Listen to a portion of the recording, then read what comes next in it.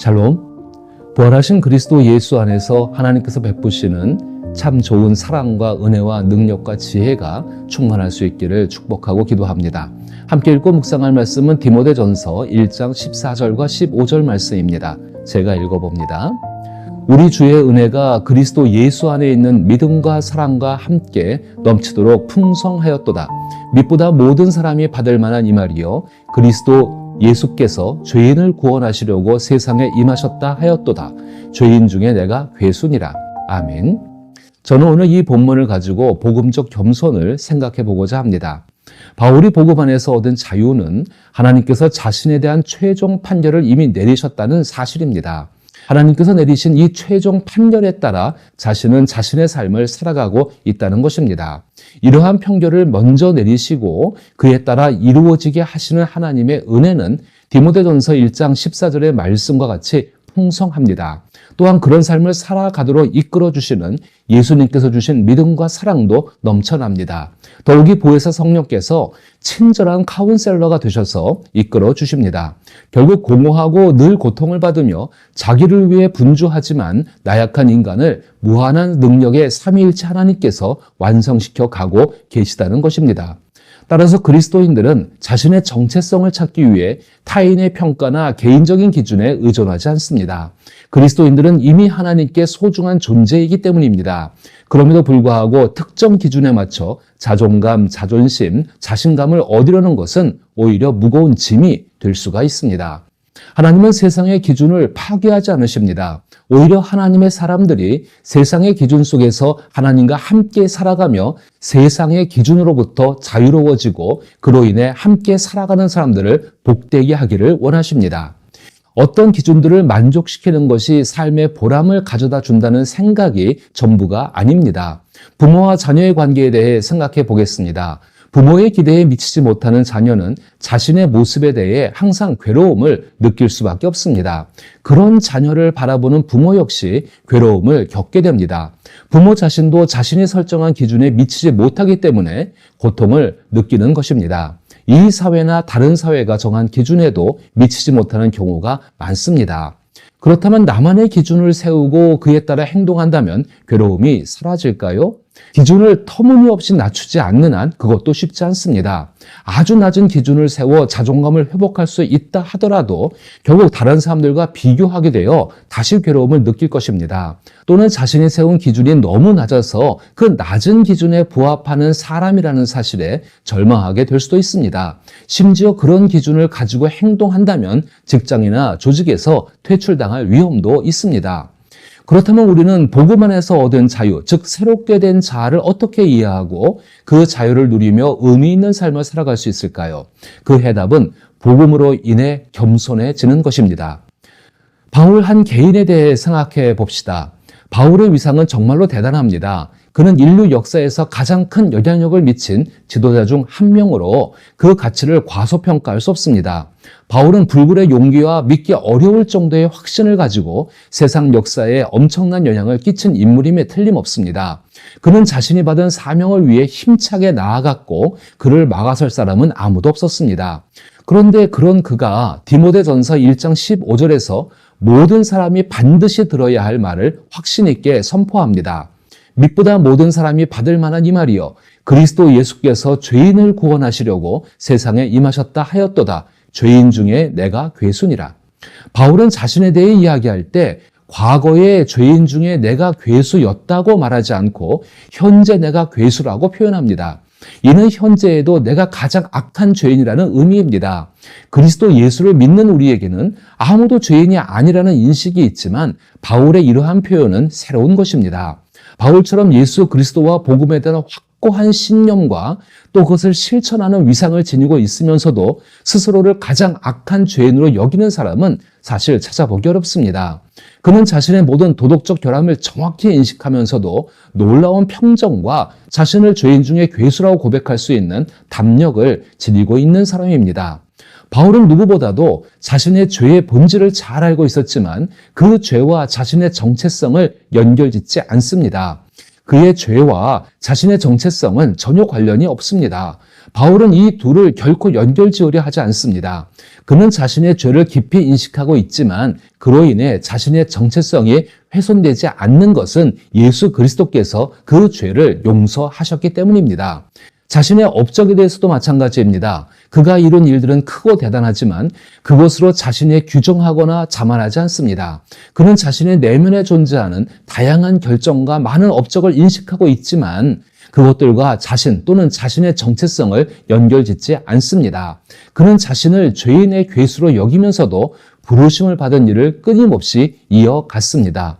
여전히 죄인의 괴수로 생각하고 있지만 자기가 살아가는 것은 자신이 그동안 해왔던 모든 일에 대한 속죄의 의미 혹은 은혜를 나타내는 의미로서 살아가고 있다는 것입니다. 이러한 것이 어떻게 설명될 수 있을까요? 신발 속에 감추어져 있는 발가락을 떠올려 보십시오. 그 발가락이 아프거나 다치면 제대로 걸을 수가 없습니다. 그럼에도 불구하고 이렇게 중요한 발가락을 자랑하는 사람은 없습니다. 비유가 부족하긴 하지만 바울은 지금 자신의 몸의 다른 부분들과 마찬가지로 자신의 정체성도 더 이상 사람들의 관심이나 인정을 받으려 하지 않는다고 말을 하고 있는 것입니다. 바울은 무엇을 잘하든 못하든 그것과 자신을 연결지어 판단하지 않습니다. 그에게 중요한 것은 이미 고린도전서 4장에서 언급한 것처럼 하나님께서 부르신 자기 자신, 즉 하나님과 함께 살아가는 자신의 삶에 얼마나 충실한가입니다. 이 모습이 복음적 겸손으로 살아가는 모습입니다. 진정으로 겸손한 사람을 만났을 때 그들에게서 공통적으로 발견되는 점은 스스로를 겸손한 사람이라고 생각한다는 인상을 전혀 받지 못한다는 것입니다. 그렇다고 해서 이들이 자신이 아무것도 아니라고 말하는 것은 아닙니다. 그들을 우습게 여기는 사람들은 지나치게 자신들에게 몰두해 있는 경우가 많습니다. 반면 복음을 통해 진정으로 겸손해진 사람은 현재 자기 앞에 있는 사람에 대한 관심으로 가득 차 있습니다. 복음적 겸손의 핵심은 자신에 대해서 더 많이 생각하거나 덜 생각하는 것이 아니라 자신에 대한 생각 자체를 줄이는 데 있습니다.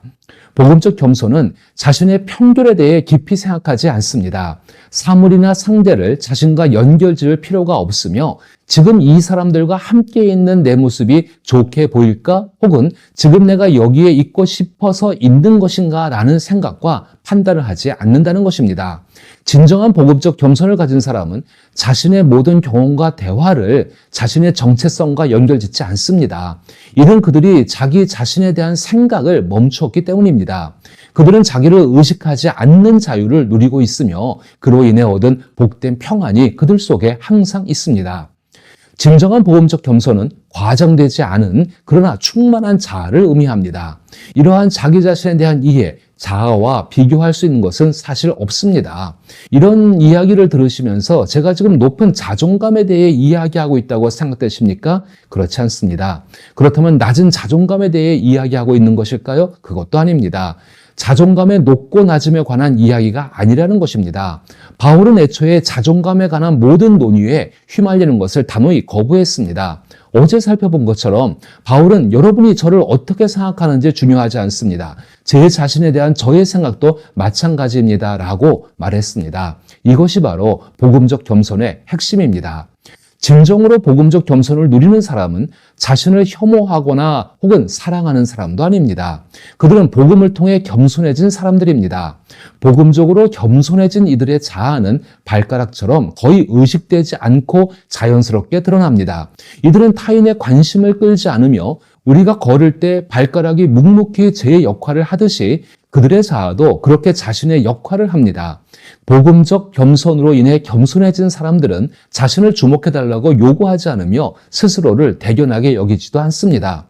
이런 점에서 아주 간단하게 우리 자신이 복음적 겸손을 갖추고 있는지 점검해 보십시다. 자신을 의식하지 않는 사람은 비판을 받아도 마음이 상하지 않습니다. 비판을 듣더라도 아연실색하거나 불안해하지 않으며 오히려 비판을 귀 기울여 듣고 그것을 바탕으로 자신이 개선해야 할 점을 고민하게 됩니다. 어떻게 이런 태도를 가질 수 있을까요? 비판에 망연자실하는 것은 다른 사람의 생각이나 의견에 지나치게 큰 비중을 두고 있다는 반증입니다. 세상은 비판을 듣고도 못 견디는 성격의 예민한 사람들에게 이렇게 조언합니다. 너의 생각이 확고한데 남들이 뭐라고 하든 상관할 필요가 없다. 매우 좋은 말 같지만 겸손을 통해 존귀해지는 당연한 일이 빠져 있습니다. 비판을 받으면 어쩔 줄 몰라 안절부절하는 사람이 있는가 하면 비판에 전혀 개의치 않는 사람도 있을 수 있습니다. 후자는 비판을 전혀 귀담아 듣지 않기 때문인 것입니다. 그들은 비판을 듣고 싶어 하지 않을 뿐만 아니라 비판을 통해 무엇을 배우려는 노력도 하지 않습니다. 비판에 전혀 신경을 쓰지 않기 때문에 이는 오히려 그들이 철저하게 자기 자신을 의식하고 있다는 증거이기도 합니다. 자신을 의식하지 않는 사람은 그와 정반대의 태도를 보입니다. 그들은 비판에 귀를 기울이고 이를 바탕으로 자신의 어떤 점을 변화시켜야 할지 깊이 고민합니다. 혹시 너무 이상적으로 이야기하겠다고 생각되시나요? 그러나 복음을 더 깊이 이해할수록 변화에 대한 갈망이 더욱더 커집니다. 그들은 체면이나 명성을 추구하지 않으며 그런 것들로 인해 두려움을 느낄 필요가 없는 사람으로 성장하고 있는 것입니다. 또한 사람들의 인정을 갈망하지 않으며 인정을 받더라도 그것에 지나치게 기뻐하지 않는 태도를 지닙니다. 금메달을 따지 못한 것에 대해 대성통곡하는 것이 아니라 오히려 다른 사람이 보여준 멋진 경기력에 함께 기뻐하는 사람일 것입니다. 이런 사람이 어디에 있을까요? 라고 질문할 수 있습니다. 그러나 내가 그런 사람이 될 수 없다고 해서 그들이 존재하지 않는 것은 아닙니다. 복음적 겸손이 가르치는 바와 같이 다른 사람의 기준이나 평가 혹은 자신의 기준과 평가에 연연하지 않고 현재 하고 있는 일에 감사하며 그 일을 수행한다면 우리도 그런 사람이 될 수 있습니다. 나와 관련이 없는 일조차도 기쁘게 여기게 될 것입니다. 내가 하는 일은 나를 드러내기 위한 것이 아니기 때문인 것입니다. 자녀를 양육하고 누군가를 사랑하는 일조차도 나를 드러내기 위한 것이 아님을 깨닫게 될 것입니다. 그렇게 되면 모든 일을 있는 그대로 감사하며 그 안에서 최선을 다하게 될 것입니다. 나의 업적과 공적을 드러내고 다른 사람들이 감탄할 만한 이력을 만드는 것이 본성적인 인간 자아의 공허함을 채우기 위한 수단에 불과하다는 것을 시간이 지날수록 더욱 확실히 알게 되고 거기서부터 멀어지게 될 것입니다. 다른 사람의 시선을 의식하지 않는 진정한 자유는 예수 그리스도께서 소유하셨던 자유입니다. 이로 인해 예수님의 삶은 함께 살아가는 이들의 삶을 진정한 자유로 이끌고 복되게 하실 수 있었습니다. 이것들을 생각하며 마지막으로 자녀와의 대화 시간을 떠올려 보십시오. 이 시간 동안 부모인 우리가 가지고 있는 기준이나 자녀에게 어떻게 비춰질지를 고민하지 않는다면 성인이자 부모인 우리는 자녀가 더 나은 길을 선택할 수 있도록 안내할 수 있을 것입니다. 하나님의 성령께서 이처럼 우리를 인도하십니다. 그 인도하심 속에서 복음으로 인해 진정한 겸손을 지닌 자유자로 살아갈 수 있는 존귀한 자가 되기를 축복하며 기도합니다.